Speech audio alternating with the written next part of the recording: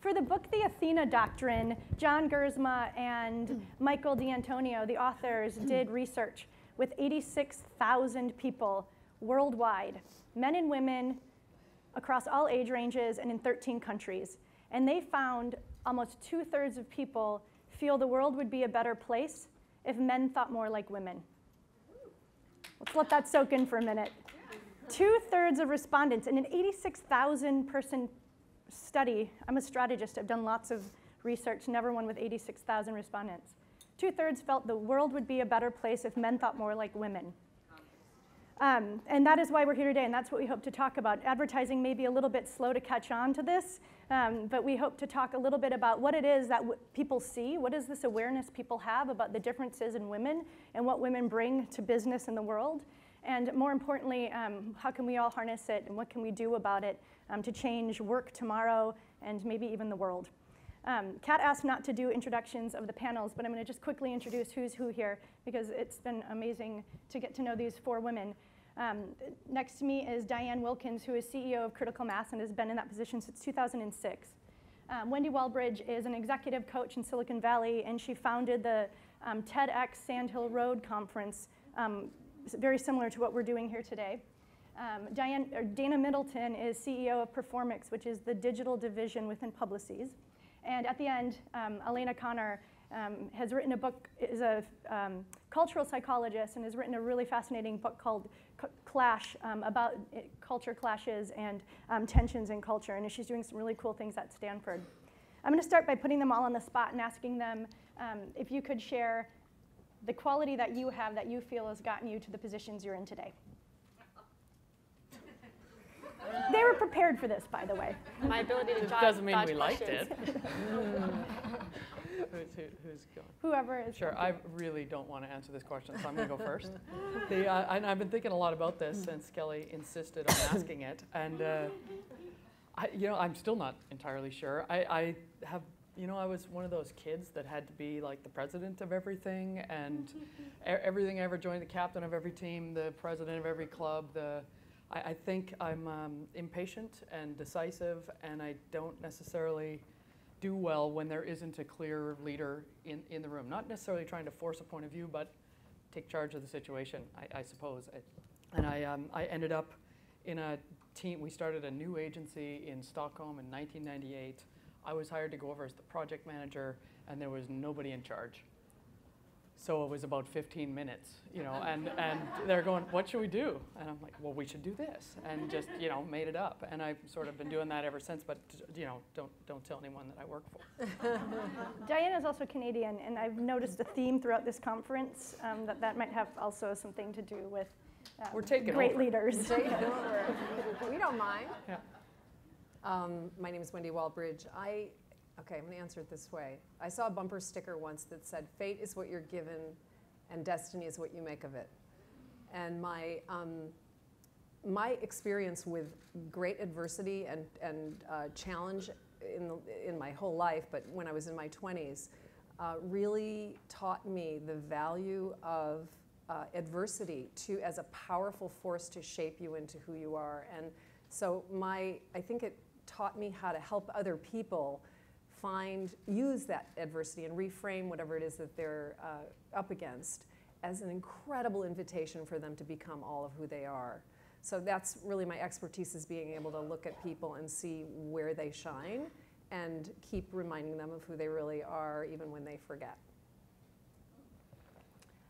So for me, it's probably the ability to see what something could be, and I get great satisfaction out of helping bring that to life. So I see that in my business that was in serious trouble, but I could see what it potentially could be.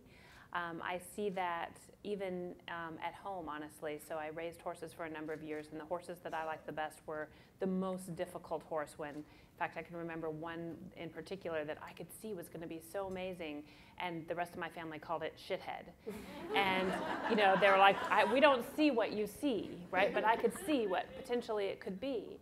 And the same is true. My husband and I spent 2 years looking for a house, and I wanted the houses that were kind of falling down, and were older and needed big help, and he's like, but I don't want to do all this work. And I'm like, oh, but just imagine it could be. So I think for me, that's probably the key, because that's how I pour my passion into seeing what something could be.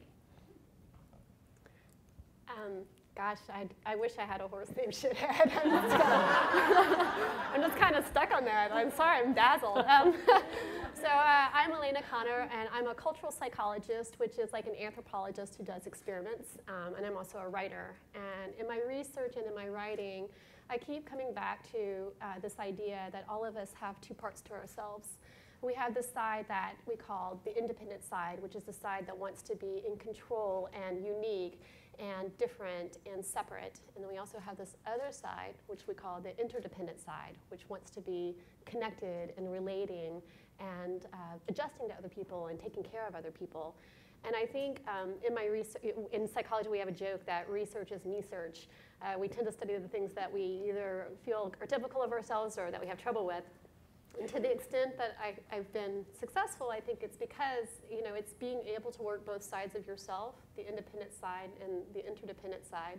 And research shows women tend to use their interdependent sides, men tend to use their independent sides.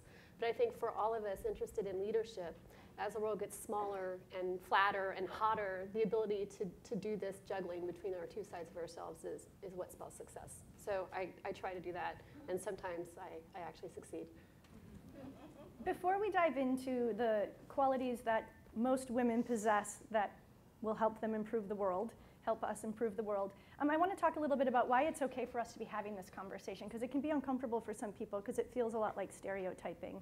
And we had this conversation, Dianne brought it up, it made her feel uncomfortable, and we talked about it with Alana, who's done significant amounts of research on the topic. So I would love to talk about it, because if it makes anyone uncomfortable, let's talk about why it's okay and when it's okay to stereotype and when it's not.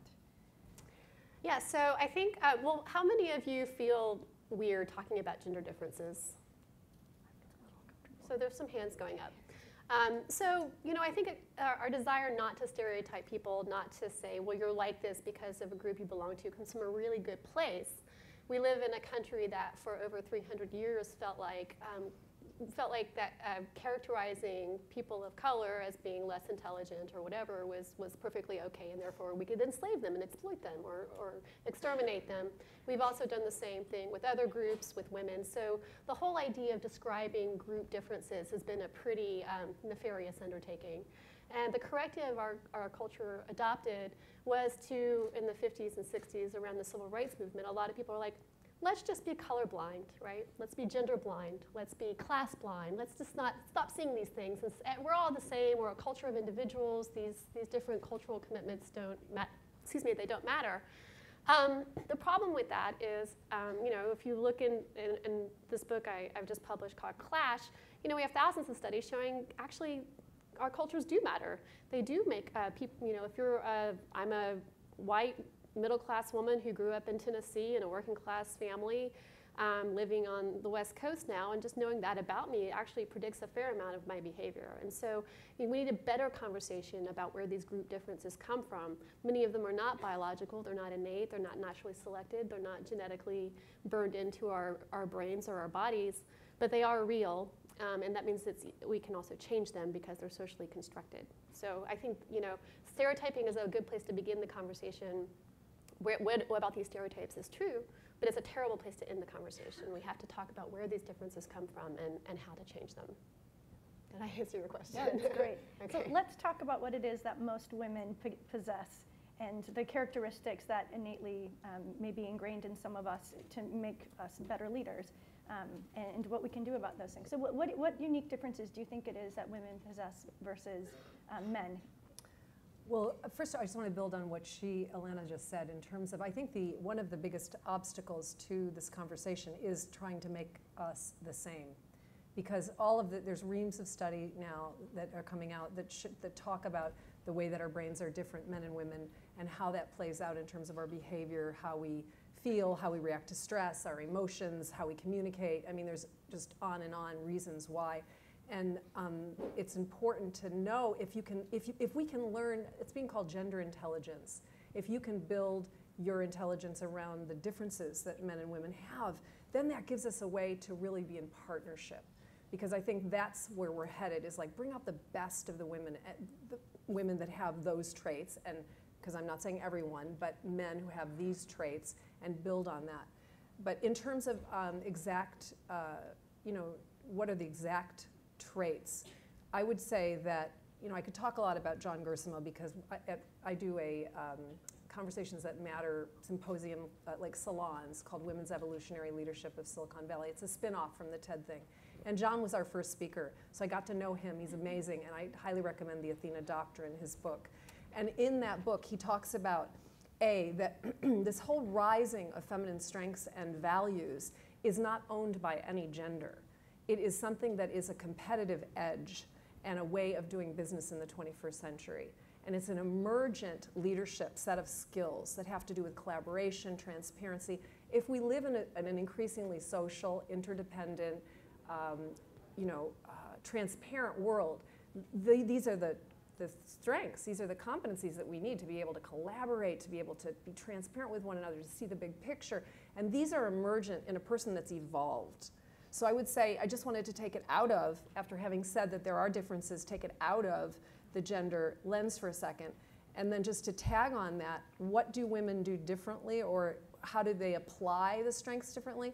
There was a study done in, by Hay Group, and it was 17,000 people in the database, and they found that 4 ways that women outshine men are empathy, self-awareness, conflict resolution, and influence. That's an interesting set of competencies. And then I know one other study that is of 9,000 people put on by McKinsey, which said that women apply more people development, rewards and recognitions. Gosh, I have a little list here, and I'm not sure if I'll find them all, but role modeling, inspiration, participative decision making, and expectation and rewards, right. So those are just some things to throw out there that I'm sticking my neck out with. What else have you guys noticed in the people you've managed and hired? Are characteristics more innate to women than men? Me? Yeah. I just want to clarify that I have done no research on this other than I read Lean In, and I read this entire issue. Even the stuff that wasn't about women. We totally agree. This is a really good resource. All my co-panelists have done reams and reams of research and are very, very well qualified. I've just been doing this for a long time, and I'm, a woman, which I'm not sure I noticed until quite recently.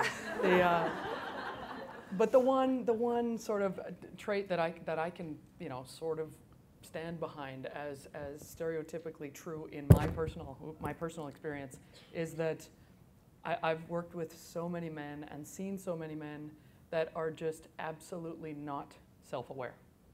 I think it is something that women are just better at. I think, how many times have you been in a room and a guy's just coming off completely wrong to everybody and has no idea that's happening, and we're rolling our eyes. Yeah, it really, and you couldn't be less subtle about how you're trying to give them the feedback that this is not working. No clue. And I think women are far more attuned to that. And I was actually having this conversation with a senior female client last night. She said, "Yeah, but don't forget the flip side." And I'm like, "What do you mean the flip side?" It's like, well, we are hyper aware of how we're being perceived. We're, do I look fat up here? My skirt is so wrinkled today.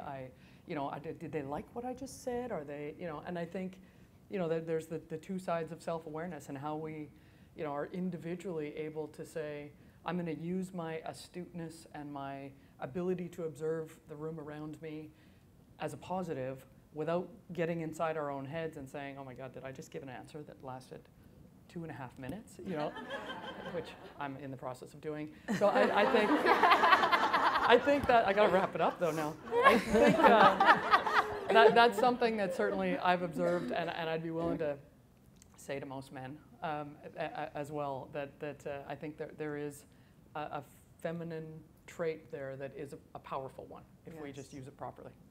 Ashe. Yeah, so I will just add all well-said things. I think what's interesting, and I'm sure we'll get into this, is I think women do bring very unique ways of doing things to the workplace as well. And I think where we tend to get in trouble is where there's a misunderstanding that there is just a difference in how we do things. And I don't think there's a right or wrong way to do things per se, but there may be, because of this lack of, or this clash, per your book and conversations, I've seen some women really get into trouble because they don't understand some of those nuances, and men interpret things that aren't necessarily true because of those differences.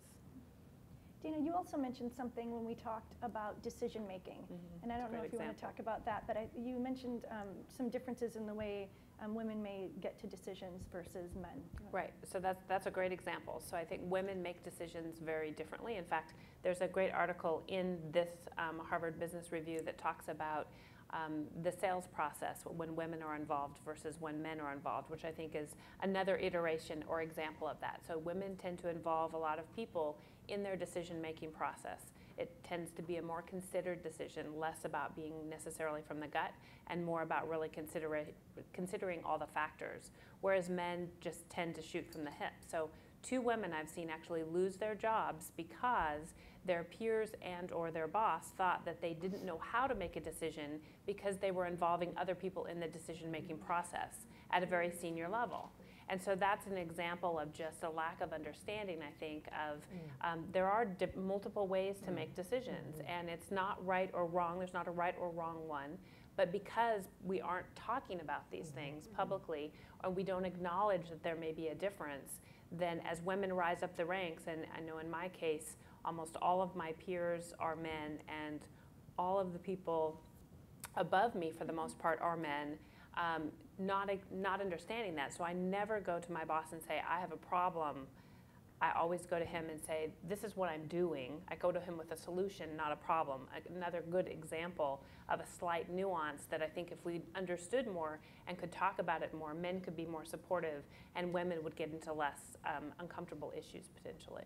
Well, Daina, I just want to jump in. Your story strikes me because if you look at the decision-making literature, a good predictor of whether you make a good decision is how many other people you ask to weigh in. Totally. So women are actually, like the 2 women you described, are doing what you're supposed to do to make a good decision, which is soliciting the feedback of other people who are qualified to weigh in. And it's interesting because that, thinking about this independence-interdependence distinction, the way women work in teams and also lead is this very interdependent style. And there's a really cool literature from a researcher named Alice Eagley who distinguishes between transactional leaders versus transformational leaders. And transactional leaders are the ones who do what you just described, very command and control. My job here is to figure out what the incentive structure is for my organization, award rewards and punishments, and make sure we meet our goals, and away we go. And it happens to be a style that men tend to adopt. This other style called transformational is kind of what you're describing, which is, I understand my job to be building relationships within my organization. I'm a leader, but my job is to make sure that the people working with me feel good, are giving me their best, that I'm meeting their needs, I'm accommodating them, I'm not making them assimilate to me. This style, it turns out, tends to be a women's style of leadership, and it also, regardless of whether men or women are being transformational leaders, organizations that have transformational leaders tend to have higher profits, bigger markets, and more creative output, says a whole lot of really smart people. And Dianne, you touched on something else when we talked about just an innate characteristic to just put your head down, and you've seen this in yourself and other women that you've promoted. Just put your head down and do the work and be really great at the work, and then you'll get noticed.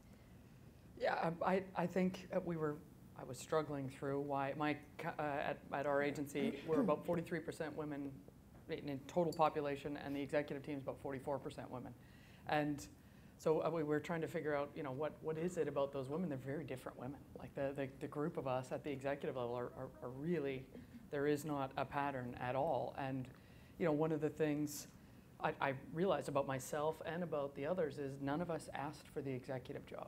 None of us asked for I want to be promoted to that next level. And I think, in my extensive reading of that one particular magazine, that's not uncommon. I think for men to be far more vocal about what they want and what they expect and when they expect that promotion, and their willingness to say, I can absolutely do that. My same client from last night said she was back in the Netherlands with her son. He's 3 years old. He sees people ice skating. He says, Mom, can we go ice skating? I'm really good at it. Yeah. Never been on skates. And I think guys are still doing that when they're 40, lobbying for that job. And I at least again in my personal experience, the women that are part of my executive team, and a lot of the ones I'm working with on a regular basis, feel like they earned it. They feel confident about the fact that they earned it. They weren't, demanding it prematurely kind of thing. They were proving they were ready. And, I think there's a credit to also the men on my team in the executive, because they're the ones that are elevating women in my company and promoting them, that they're seeing that they're seeing the proof. They're not looking for the bravado. And again, my research is so narrow, but that's what I've seen. Yeah. So we've talked about self-awareness. We've talked about collaborative decision making. We've talked about kind of head down and getting things done. What are women and what are people reviewed on? What are the performance metrics we're held to, and why are we promoted? Why are people promoted? And is there a discrepancy between these innate qualities that women possess that is 2/3 of the world believe could change the world, and how specifically women in advertising are reviewed and promoted? I just want to jump in and maybe do a little edit here. I don't think they're innate qualities. I don't think this is something women are born with. I think it's something that the way we're raised mostly brings out in us, which means that men could also have these qualities. That's all I have to say. Is there a discrepancy between these qualities and what's rewarded and promoted?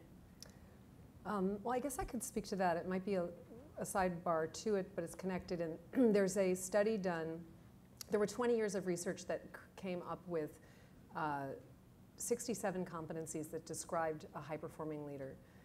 The person didn't have all those. There was a range of 67 competencies you could have, and you're evaluating on it. If you've heard of a 360 review, these are the kinds of things that they use. There's also 19 stallers and stoppers. And out of those 67 competencies, this is something that I was certified in a long time ago, and it's just been reworked, but it still stands strong. Korn Ferry owns it now. Is that there's, out of all those competencies that define an effective leader, to pull from to define an effective leader, there are this one subset called the Big Eight. And the Big Eight are these in two categories. One is, I think, creating the new, and the other one is inspiring. We talked about this before. These two, one is about, the top one is about innovation management, creativity, strategic agility, things like that, driving things. And the bottom one is, but they're both equally important, is about motivation, motivating your team, vision and purpose, inspiring people to want to get the job done. And the thing that bridges those is planning. And here's the clincher. Most people don't have more than one, if any. Most employees don't have any of those qualities. There are 8 really hard to develop but distinguishing factors. If you have 4 or more, and only supposedly 10% of the leadership population has 4 or more, you have a halo effect that affects all the other 67 competencies, which raises up your leadership. But here's the clincher that I loved, is that if you have 4 or more, you also have a very high chance of derailment.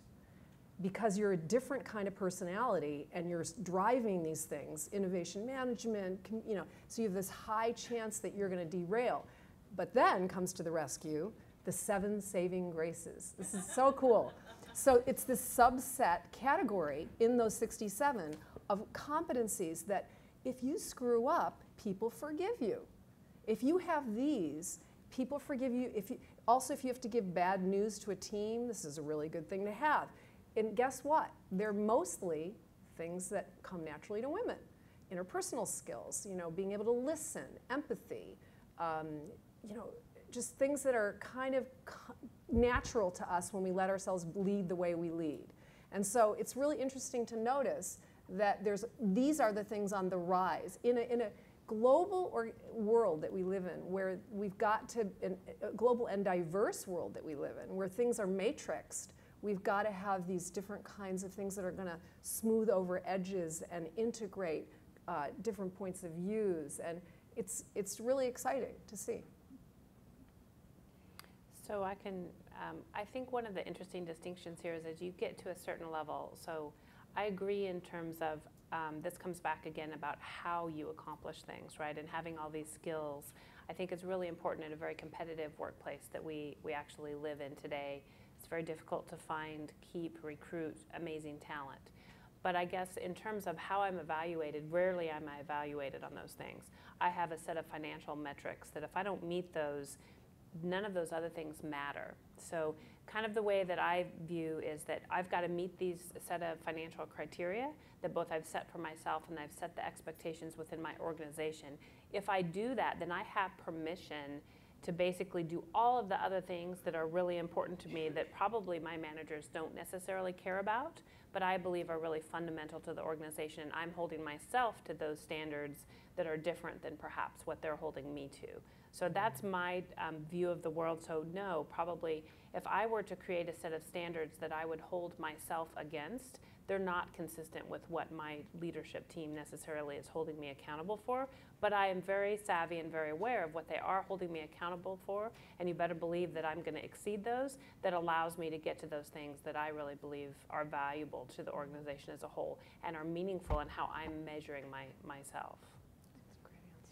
I think that's a great transition, because one of the things I wanted to talk about was not only the importance of understanding some of the qualities and nurturing them, but understanding the benefits to business and society in the world if there are more female characteristics like collaboration and like self-awareness and like listening. So let's talk about the bottom line and the positive impacts and the proof that exists that more women in more positions leads to better results. And I have a couple of things here, and I think some of you also have some things. So there's an outfit called Hedge Fund Research that reports that funds run by women had for 9 years straight significantly outperformed those run by men. And there's another study by Credit Suisse that over a 6-year period, shares of large companies with market cap over 10 billion with female board members outperform comparable companies with all male boards by 26%. So there's some data, there's some proof that women in leadership positions is making a difference. How else is it impacting, and where else does it matter? Well, I can talk about some research we cover in my book. One of my favorite studies came out of MIT a couple years ago. A guy named Tom Malone, who's a professor there, had these work groups, and he experimentally manipulated the number of women in the group. And they had tasks, including coming up with architectural designs. These were all grad students. Solving interpersonal scenarios. They were all also even playing a game of chess against a computer. And he looked at how the percentage of women in the group drove the performance of the group, and found that the more women a group had, the better it performed. And this was this appeared in Science. And the question was like, well, what's going on? And so they did this other study testing, using this task. It's really cool. You might have seen it in the media, called Reading the Mind and the Eyes task. And you show people pictures, very degraded pictures of people's eyes, and ask them to guess how the person was feeling. Turns out women do much better on this task than men do. And you statistically model how much this social sensitivity accounts for the performance of these groups, and found that this is why the more women a group had, the better it performs, was because women actually pay attention to the people they're working with. I know it's crazy. I know it's revolutionary. But so that's just like one laboratory study. You can go up to the level, as Kelli was pointing out, just looking at firm performance. There was a great study by a sociologist named Cedric Herring looking at how the diversity of the leadership team affected firm performances. I think these were both European and American firms, and found that the more women and also the more ethnically diverse a leadership team was, the higher the corporation's profits, the larger its market share, there was like 5 key indicators. But anyway, they did better, is what I'm telling you here. So, and then another study, I mean, these studies, so there's a great business case for having more women leaders. What's interesting though, when you're living that reality locally, you feel though that until you have at least 40% women in an organization, it's actually uncomfortable for people. Women feel singled out, they feel like they're tokens. I turn to you, I'm like, tell me the woman's perspective. And you're like, I'm just like one woman here. I don't know what the woman's perspective is. Get a marketing team or something to research that. And also men are kind of like constantly on edge, like how do I behave with these women? But once you get enough women in an organization, that's when it starts to perform better. And I think that's very important to remember as you meet resistance in organizations. They're like, well, we got these women and everything went to hell. It's like, yes, you didn't get enough women. Critical mass. We have a little bit of time left, and so the last thing I want to ask is the one piece of advice that you would give everyone in the room before they leave and go back to work tomorrow and change their business and change the world.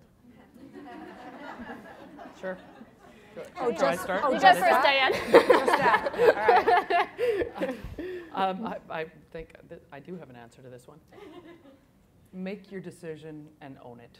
You know, I think there's a lot of choices. There's a lot of reasons not to pick a path, not to you know, take. If you're in a shitty situation, either get out or decide you're going to stick it out and show them what's what, but deal with it and own it. And if you make a decision and then regret it, change it. You know, but I think it's that personal ownership, that active decision making, active committing yourself, and then, you know, the ability to give yourself the permission to change your mind if you feel like you've gone the wrong way. But no one's doing it to you. You can do it. And I think that's a better way of looking at things. I want to give a little story that's a fact. Leadership did not come out of a human design. It came out of watching social animals self-organize. And when horses come together, they don't compete for roles. They know that each one of them has an important role to play, and they don't compete. And the lead mare sets direction. She earns that authority by being confident, an example of confidence, and just being sure of herself. And so she doesn't like go, should we run? You know, should we go that way? So she just goes. And then here's the amazing thing, is that the role of the lead male horse is to gather up the stragglers as she leads direction and to make sure there aren't any vulnerable horses that can get picked off. And basically what he does is say, do what she does. Do what she says. So I think that's something to really know as an interesting idea that horses have figured out about leadership. And just saying, you know. But I also think inside of us, there's something that happens. I've been working and coaching women in groups and individually for decades. And the thing that I notice is that we reach a certain point in our lives, it's a certain point in our careers where the motivation that took us to where we are runs out. And that motivation has something to do with proving ourselves. It has something to do with getting approval and proving ourselves that we can play with the big boys. It just runs out. And if you don't notice that it runs out, and it runs out, you start to experience like you're not excited about what you're doing anymore, and you feel like there's something wrong with you. There's not something wrong with you. It's actually a red flag, it's sort of divine discontent telling you that it's time for you to look deeper into why you're here. Because that next leap, that next adventure of life is a motivation that has to do with you finding out how to use the best of what you have, and also confronting that emotional no that keeps you from leaning in or sitting at the table. Confronting it and questioning it and winning over it, so that you can completely express yourself and be the best you are by following the next right thread for you. Not anyone else, but the right thread for you. And I would say that is the most important message that I could convey to you, is that if you can just tune into that message and find your own inner mystic and follow that, you will find your own form of fully expressed leadership. Great. Well, having worked with a lot of horses, I can say that in order to be the lead mare, you do have to be a shithead. No. Sometimes. So my advice would be, especially one of the things that I found as I did rise, and there were fewer and fewer women that I could actually talk to, and having, it's very difficult to, it's actually kind of a lonely place, honestly, to be a woman at the lead, because you can't really, or don't, I have friends that work for me, but I generally am careful with that line. So I think it's really important to develop those relationships of a safe group of people that you can actually talk to, who are honest with you, and you can soundboard with them and talk to them, especially when you reach periods of time, as Wendy has referenced. I think it's really important to have that group. And often women don't invest in themselves and make the time and energy to develop those relationships and actually nurture them and maintain them. So that would be my advice. Such good advice. All this talk of horses, I feel like I should win here or something. It's so exciting. So let's see. My advice is, it's a little, I think it's a little off from what people usually advise. It's like lean in, get in there, dig deep. And in the words of my research, get in touch with your independent self. I think we've actually done that. Women now earn more degrees at every level in almost every field than men do. We own or co-own 47% of U.S. businesses. In the 30 largest U.S. cities, women now earn more money than men do. So my sisters, we have leaned in enough.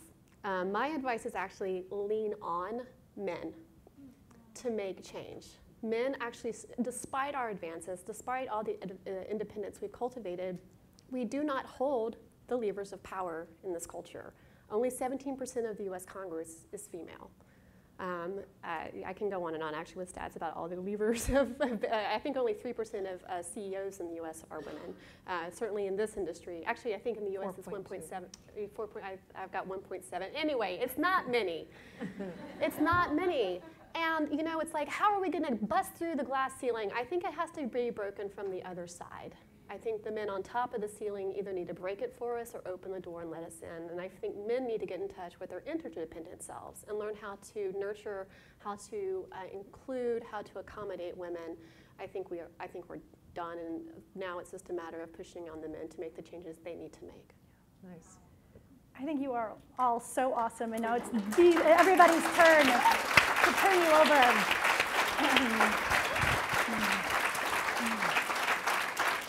So it's your turn. Do you have questions for the panelists? There's mics on either side. Or just yell. Or just yell, yeah.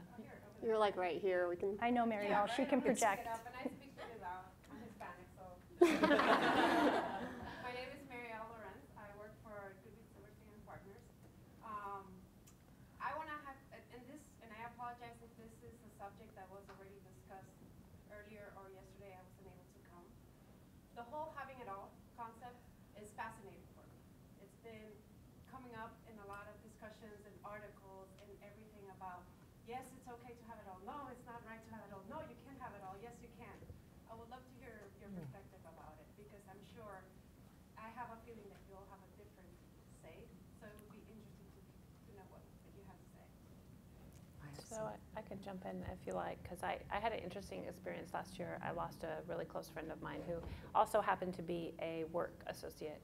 And I was asked to speak at her memorial, which was a really difficult thing to do. And for a while I thought, how am I going to do this? So what I did is what I do in real life is I started combing all of the social channels where people were pouring out what they loved about working with her. And I fed them all into a tag cloud generator, because again, that's what we do, and pulled these themes out. And what was amazing to me is she was a phenomenal leader, not just for women, but also for men. And the reason she was, the primary reason that was just popping, is she didn't believe that you had to sacrifice home for work or vice versa. She really helped people feel comfortable in talking about home at work and work at home, and she understood and kind of raised both boats with not just women, but with men. And I think that was a real eye-opener to me. Obviously, this whole balance issue, I will tell you, I don't necessarily balance things well, but I've always been the primary income earner of my family. I have 3 grown children. They're fantastic children. They didn't suffer as a result of my working, But I also had to understand, in fact, my husband tells me repeatedly, you are not the CEO at home. It's true, right? I'm going to have to relinquish the fact that I can't make all decisions everywhere and be involved to the length that I necessarily would hold up my own standards, and I have to allow him to make some of those decisions and be okay with that. And so, you know, that's one approach, but I actually think if we could embrace both and be okay with both and be talking about both, that actually it will help not just women, but men as well, because we're all suffering with this battle of trying to figure out how to manage both. It's not easy. Yeah. And I don't think there's a right answer. No. Right. Everybody's situation is different That's right. and unique, and I go back to make your choices and stick by them. If they're not working, change. Because I think, you know, I think the worst thing we can do is judge. Yeah. You don't know. You don't know what somebody else is going through, and we never do.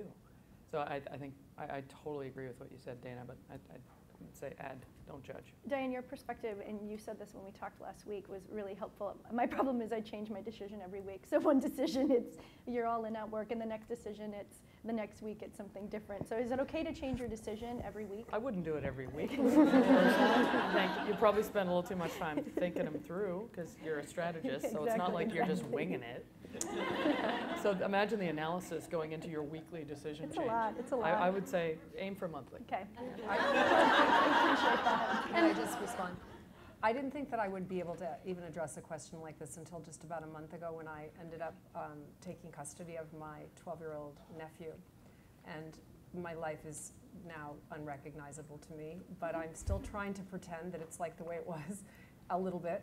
But it's amazing, and it's an amazing experience, and it's not always fun, but it's really incredible, and I said yes to it because it felt like the next challenging thing that was being called of me. But I heard something really great that Elizabeth Gilbert said, you know her Eat, Pray, Love, right? She said, was actually acknowledging Martha Beck, who writes for O Magazine. You may know her, she's amazing also. And Martha Beck said in all of her studies and all of her travels with women and meeting all the women she meets, she finds precisely 4 types of women, 4 kinds of women. The first one is a woman who chose family over career and feels very conflicted about it. The second one is a woman who chose career over family and feels very conflicted about it. The third one is someone who chose both and feels really conflicted about it. And the fourth one is what she calls a mystic, someone who comes from any of the other 3 categories, but has learned to listen to a deeply resonant voice and has tuned out all the other noise in order to follow that path for her. And you know, I think that's what we're all aspiring to really be, is to find out day to day what is the balance and what is right for me and my family and the bigger picture, and not be in any one category of what we think other people are doing. I just want to tack on, kind of go in the opposite direction instead of inside, going actually up to the level of policy. When you ask, can we have it all? You know, what all are you referring to and where do you want to have it? It's incredibly difficult to have a family in the U.S. You need 2 people earning income. We don't have sufficient support for childcare. We don't have good public education. We don't have sufficient health care. It is, if you want to have it all, Canada, Sweden. Bring your coat, though. But until we actually have laws and policies that support women working and support the children that they are not raising, it is incredibly difficult to have it all. That's it. Thank you guys for your time.